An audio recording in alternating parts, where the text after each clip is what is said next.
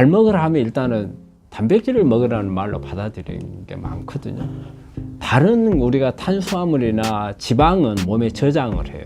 근데 단백질은 저장을 안 합니다. 대개 보면은 단백질을 우리가 계산할 수가 있어요.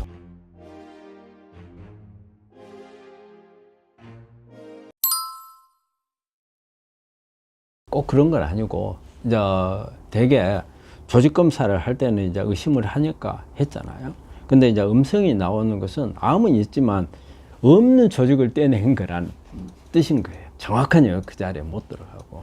근데 그렇다 해가지고 또 가서 또 바로 하는 것은 좀 그렇고, 그럴 때는 좀 지켜볼 수도 있는 거예요. 지켜보다가 뭔가가 좀 더, 우리가 보통 이제 초음파 같은 경우는 방사선이 아니잖아요. 방사선이 아니니까 많이 유해하질 않아요. 그러면 초음파로 보면서 좀 경과를 보다가 뭔가가 그래도 이상하다. 그럴 때는 이제 할 수가 있는 거죠.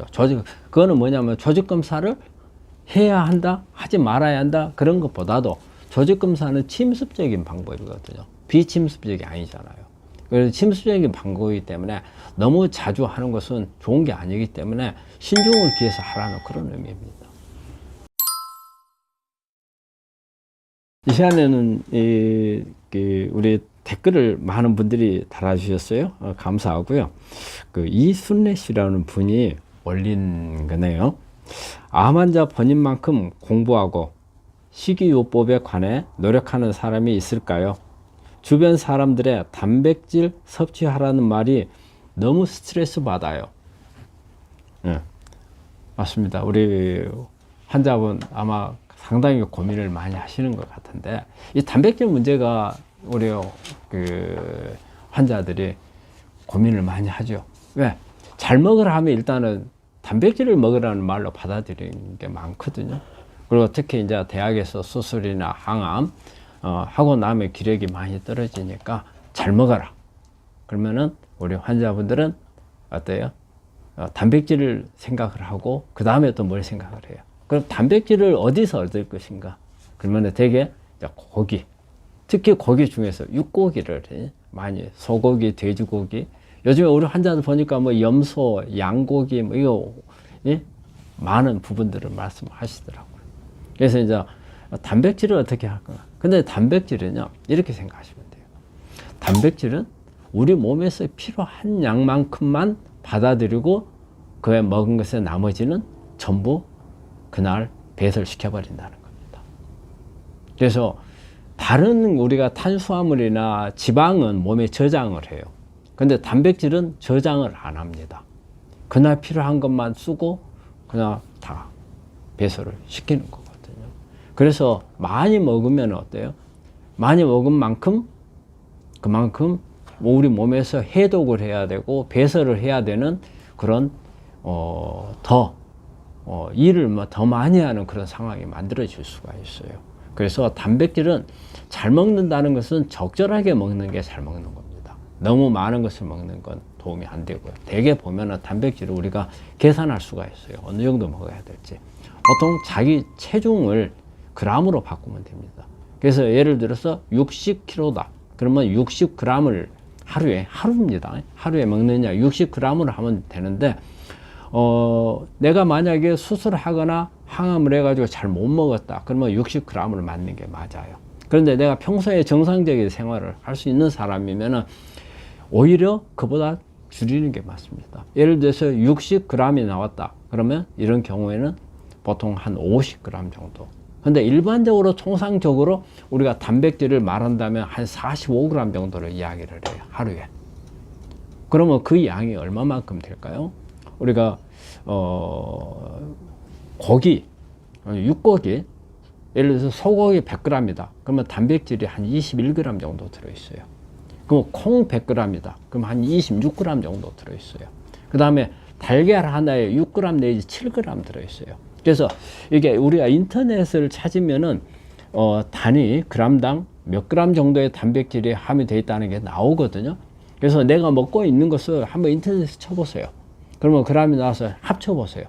합쳐보면 내가 오늘 단백질 나한테 충분하게 먹는 게 무엇을 먹게 되면 얼마만큼 나온다 계산할 수가 있어요.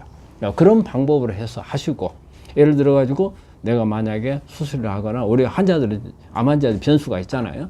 이제 이럴 경우에 특히 예를 들어서 수술했거나 그럼 체중 빠지잖아요. 그 다음에 항암하거나 그러면 체중 빠지잖아요.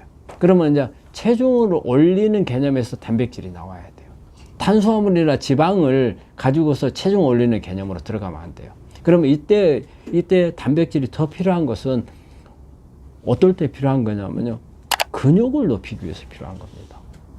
왜냐하면 우리가 체중 빠질 때 지방도 빠지잖아요. 지방 저장해 놓은 지방 빠지잖아요. 하지만 문제는 근육이 빠지는 게 문제예요. 근육이 빠지게 되면 회복이 잘 안 돼요. 회복이 잘 안 돼요. 그리고 우리가 이 암세포하고 가장 우리 먹는 음식을 나눠 먹는 게 근육하고 암세포예요. 가장 크게 먹는 게 우리 몸에서는 근육, 그 다음에 뇌거든요. 그런데 뇌는 거의 일정이에요. 근데 암이 생겼어요? 그럼 암은 에너지를 많이 필요하단 말이에요. 그래서 막 먹는 걸 다 가져가요.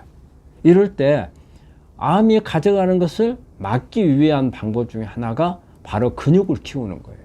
근육을 키우면 근육이 늘어난 만큼 우리 정상세포가 가져가는 양이 많아지거든요. 그래서 근육을 늘려야 돼요. 그럼 이때 이제 단백질이 필요한 거죠. 그렇기 때문에 내가 단백질 양을 늘리려고 한다면 어때요? 근육을 늘려야 되겠죠. 근데 근육은 그냥 늘어나질 않아요. 운동을 하지 않으면 근육은 안 늘어납니다. 또 운동 중에서도 유산소 운동보다는 약간의 근력 운동을 해야 돼요. 그래서 우리가 운동을 말할 때 유산소 운동을 예를 들어서 1시간을 한다. 그러면 50분은 유산소 운동을 하고 10분 근력 운동을 하라는 이유가 이거예요. 이 유산소 운동을 하는 동안에는 근육은 늘어나지 않아요. 그러면 근력 운동, 나머지 10분이 근육을 늘릴 수 있는 방법이죠. 이 운동을 많이 하시면은 근육이 늘어나고 체중이 올라가거든요. 그래서 이 단백질은 무조건 잘 먹어야 된다 해서 많이 늘어나는 게 좋은 게 아닙니다. 그래서 이거 단백질을 양을 늘리는 것도 과학적인 계산에 의해서 그렇게 늘려야 되는 겁니다. 그래서 마지막 결론은 단백질은 잘 먹는다 개념에서 무조건 많이 먹는 것은 해당이 안 됩니다. 그리고 오히려 더 부담스러워요. 특히 우리가 항암하거나 우리 수술할 때 신장 부담이 많이 가거든요.